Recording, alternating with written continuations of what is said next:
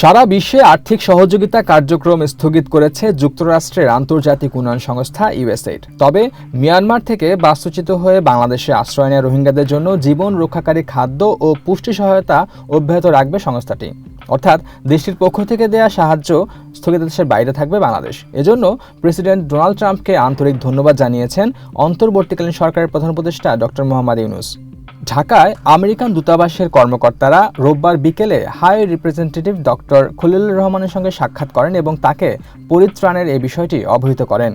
Trump প্রশাসন দায়িত্ব নেওয়ার পরই ইউএসএইড সারা বিশ্বের মতো বাংলাদেশেও আর্থিক সহযোগিতা কার্যক্রম স্থগিত করেন।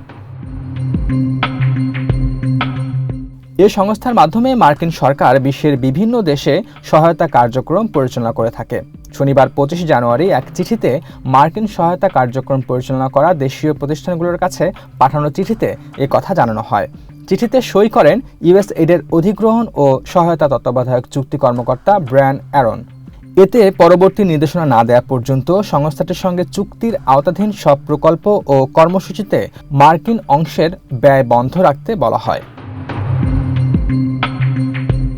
কৌশলগতভাবে গণতন্ত্র ও শাসন, মৌলিক শিক্ষা এবং পরিবেশগত কার্যক্রমের পাশাপাশি খাদ্য নিরাপত্তা, স্বাস্থ্য কর্মসূচি নিয়ে বাংলাদেশে ইউএসএইডের কর্মসূচি এশিয়ার বৃহত্তম।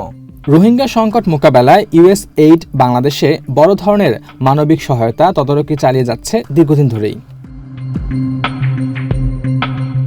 2024-এ বাংলাদেশ যুক্তরাষ্ট্রের সম্পর্কের 50 বছর উপলক্ষে মার্কিন দূতাবাস ও মার্কিন পররাষ্ট্র দপ্তরের প্রতিবেদনে বলা হয়েছিল, বিগত 50 বছরেরও বেশি সময় ধরে মার্কিন যুক্তরাষ্ট্র জনস্বাস্থ্য, শিক্ষা, জ্বালানি, পরিবেশ ও খাদ্য নিরাপত্তা, প্রাকৃতিক দুর্যোগ এবং আরও অনেক কিছু মোকাবেলায় $8 বিলিয়ন বেশি সহায়তা দিয়ে বাংলাদেশ সরকার ও জনগণের সঙ্গে অংশীদারত্ব করেছে।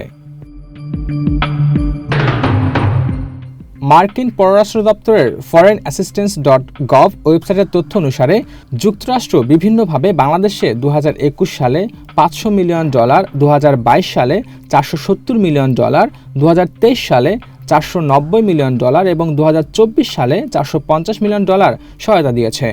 স্বাধীনতার পর থেকেই বাংলাদেশে নানাভাবে সহায়তা দিয়েছে দেশটি। রোহিঙ্গা সংকট শুরুর পর থেকে ওয়াশিংটন বাংলাদেশে বিপুল পরিমাণ আর্থিক সহায়তা দিয়েছে। 2010-এর মধ্যেই ছিল বাংলাদেশ।